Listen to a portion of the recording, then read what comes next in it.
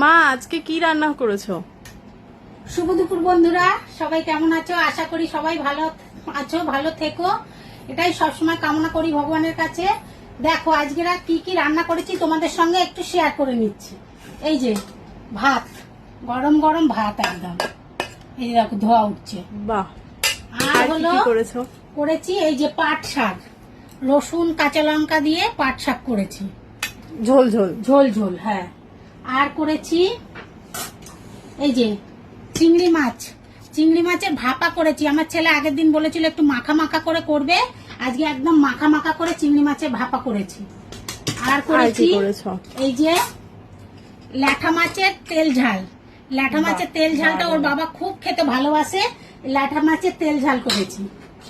আর করেছি এই যে কাতলা মাছ, কাতলা মাছ করেছি আলু দিয়ে মাখা মাখা ঝোল, কাতলা মাছের ঝোল। আর হয়েছে এই যে মাছের মাথা দিয়ে মুড়ি ঘন্ট, মাছের মাথা দিয়ে মুড়ি ঘন্ট করেছি, এটা হেভি লাগে খেতে। হ্যাঁ। আর হয়েছে মাছের ডিম টক, এই যে মাছের ডিম ভেজে রেখেছি, ওর বাবা বললো আমি ডিম ভাজা খাবো। আর এই যে টক হয়েছে, এই যে ডিম দিয়ে টক করেছি আম দিয়ে।